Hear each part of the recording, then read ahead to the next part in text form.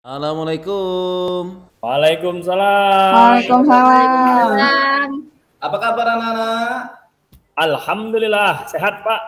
Sehat, Baik, Pak. Pak. Baik anak-anak, sudah siap untuk belajar hari ini?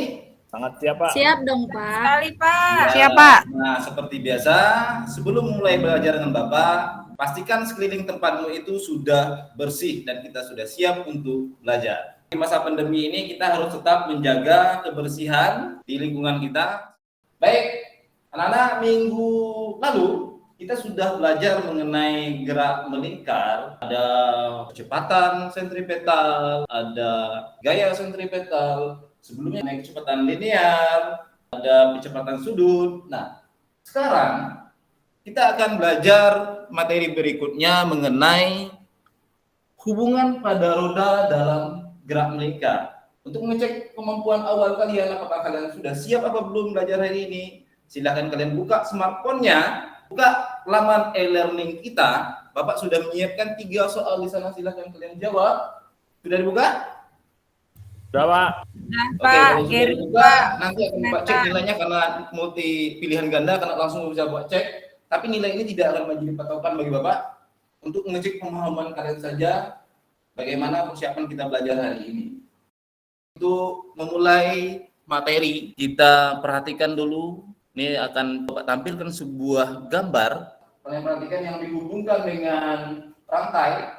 Ada 1, 2, 3 gambar di sana, sangat komplit sekali. Ini ada pertanyaan, mengapa pada jari-jari gear belakang lebih kecil daripada jari-jari gear roda depan? Ini hanya pertanyaan awal, kalian simpan dulu.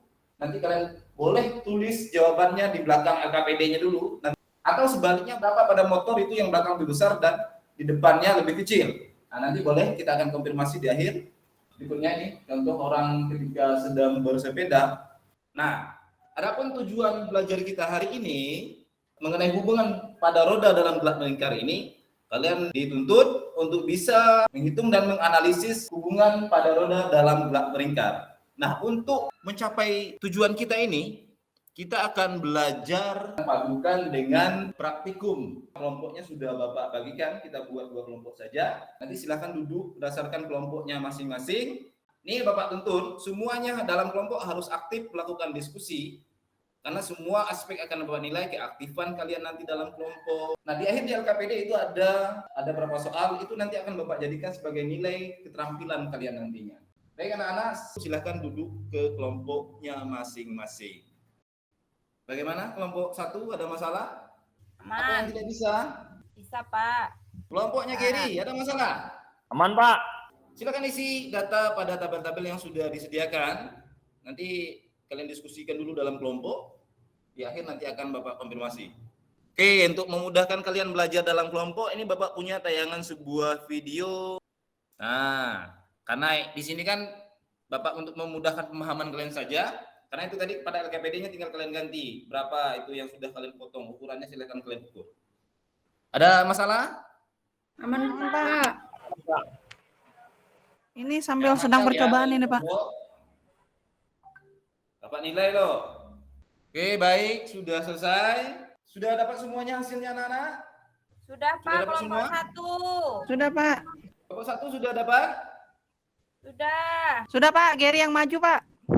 Jadi enggak mesti Gary, semuanya harus siap. Pak. Dan biasakan jangan orang-orang itu saja. Karena kemarin Ros sering maju. Mugi juga sering. Nah, jangan mereka berdua terus. Gantian yang lain. Karena kalian sudah melakukan 3 percobaan tadi, ada hubungan pada roda, gear belakang dan gear depan. Terus ada juga pada antara gear dan bannya. Kelompok 1, Bapak minta siapa perwakilannya 1 orang. Bapak minta yang mau menawarkan diri dulu. Siapa yang gentleman di sini? Bapak minta Dial. Kan ini jarang bersuara nih. Kelompok 2 dulu, Pak. Oke, kita beralih ke kelompok 2. Ayo Des. Berapa Des? Dari hasil percobaan pada gear belakang dengan jumlah putaran 7 kali, maka diperoleh petanya 14 pi, Pak. Nah, terus? Selama waktu 18,13 sekon, maka diperoleh kecepatan sudutnya dapatnya 7,5, Pak. Oke, lanjut. dan kecepatan liniernya 0,7 dengan jari-jari 9 cm, Pak.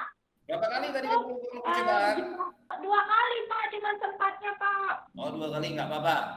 Oke, kita ambil contohnya saja seperti itu karena kalian kan tadi cuma menghitung jumlah putaran dan waktu.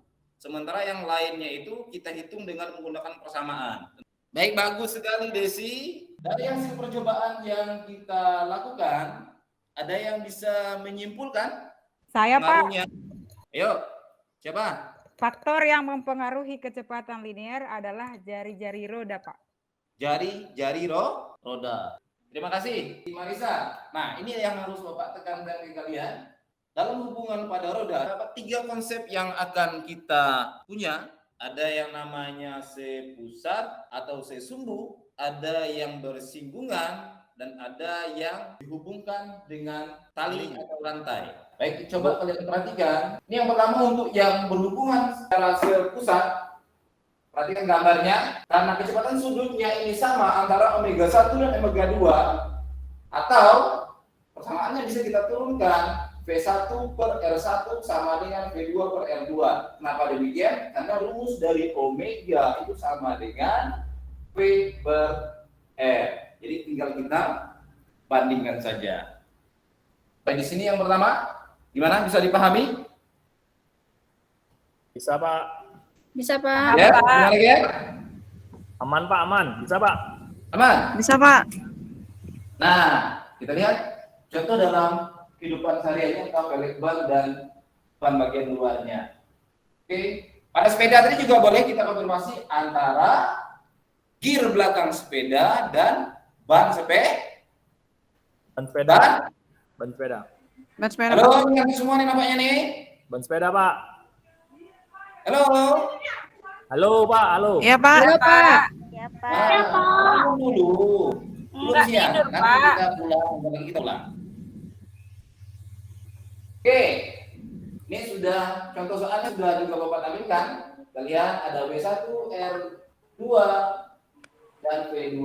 Yang ditanya adalah kecepatan kelajuan linear roda 2. Contoh soalnya. Ini yang pertama. Yang kedua, itu ada roda bersinggungan. Bisa kita lihat antara roda 1 dan roda 2. Ini konsepnya harus kita pahami. Antara bersinggungan, sumbu, atau seboros, dan terakhir nanti dihubungkan dengan tali. Ya, Bapak menekankan pada konsepnya. Karena V1 sama dengan, kalau dia bersinggungan otomatis, kita lihat gambarnya. Kalau jika benda pertama ini putar, maka benda kedua juga ikut Berputar Pak. berputar. Jadi nilai dari V tadi sesuai yang kita sudah turunkan, V itu kejualan linear sama dengan omega dikali R. Omega 1, R1, omega 2, R2. Contoh dalam kehidupan sehari-harinya itu gear yang lebih kompleks, itu bagian dalam biasanya. Berikutnya yang dihubungkan dengan sabuk rantai atau tali. Kalau kita perhatikan, kalau dia diputarnya sama seperti tadi, karena dia antara benda pertama dan benda kedua itu dia berhubungan, otomatis nilai dari V1 dan V2 itu juga Sama, Pak. Sama. Pak.